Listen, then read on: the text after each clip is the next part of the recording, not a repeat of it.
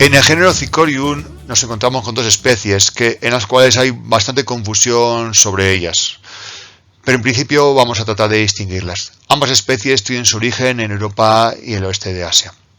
Cicorium endivia es la especie que produce la escarola, tanto escarola lisa como escarola crespa. La escarola tiene un aspecto muy semejante a las lechugas, pero un sabor mucho más amargo. Son verduras de invierno.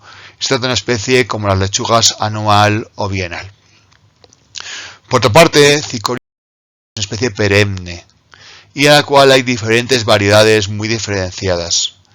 Por un lado tenemos las achicorias de raíz, que generan cuando se tuestan lo que tenemos conocemos como achicoria, que es una especie de sucedáneo del café, un sabor un poco más dulce. Pero estas achicorias de raíz también se cultivan para la obtención industrial de inulina. Es decir, son una fuente importante de inulina, que no las consumimos, sino que las utilizamos para procesarlas después. Y existe una variedad muy reciente del siglo XIX que es la endivia. La endivia es una achicoria de raíz que se descubrió por accidente. Un horticultor belga quería guardar sus raíces de Cicorium intybus almacenadas para plantarlas en el siguiente primavera.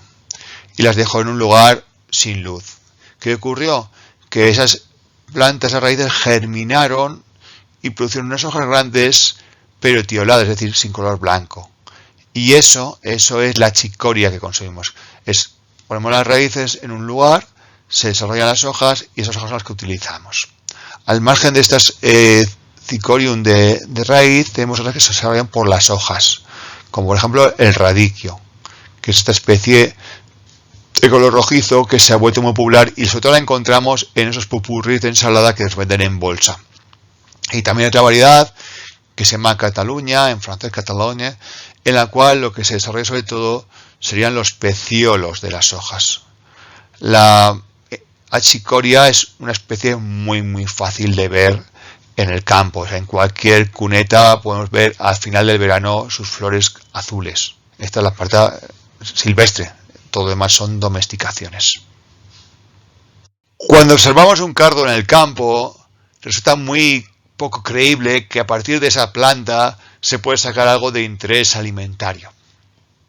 Sin embargo, Cynara cardunculus, que es una especie de cardo perenne, ha sido capaz de producir dos tipos de cultivos, ambos de origen mediterráneo y ambos que ya se consumen ya al menos desde el tiempo de los romanos. No es un cultivo que tenga dos variedades, sino dos procesos de domesticación independiente y que además debían ocurrir en lugares diferentes.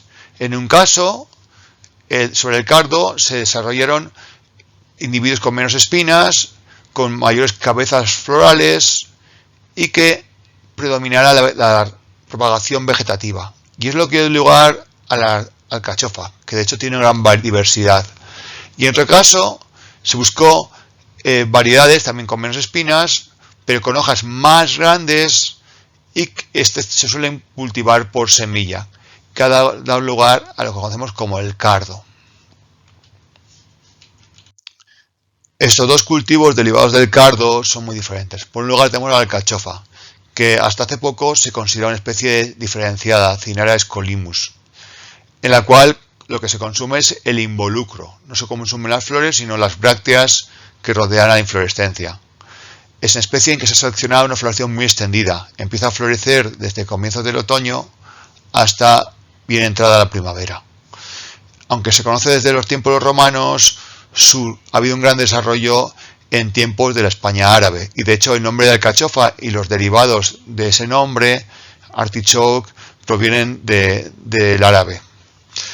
Se consume directamente, cocinada, embotada. Incluso se pueden hacer diferentes licores con el amargo de la alcachofa. En el caso del cardo, el cultivo está orientado al consumo de sus peciolos, que generalmente deben comerse cocinados, cocidos. Si bien hay algunas variedades más tiernas, como es el caso del cardo rojo de Ágreda, en que se pueden comer directamente cortados en ensalada. Es un producto menor comparado con la alcachofa, pero es muy popular en el Valle del Ebro. Además, es un producto típico de invierno, ya que cuando se produce es durante el invierno. Para ello a veces se mantienen enterrados todos sus tallos. En algunos lugares, por ejemplo, era común comer en Navidades cardo. Quizá el problema de este tipo de cultivos, como pasa otro cultivo parecido, que es la borraja, es que cuando se consumen frescos a veces hay que procesarlos eliminando la piel, y este trabajo dificulta un poco su popularización. Por ello es común pues el encontrar cardo de bote, cardo embotado, que ya está procesado. Tiene un sabor realmente muy agradable. Al cardo, como prácticamente todos los cultivos que tienen mucha biomasa, se está explorando con él su uso como combustible. Crece relativamente bien en zonas que tienen precipitaciones moderadas bajas, 450 milímetros, y su producción puede llegar a 16 toneladas de materia seca por hectárea, con la posibilidad de utilizar las semillas para fabricar también aceite para biodiesel. Y es un tema que se está explorando. Como veréis, a lo largo de la asignatura hay un gran número de plantas que están explorándose para biomasa o biodiesel, biocombustible.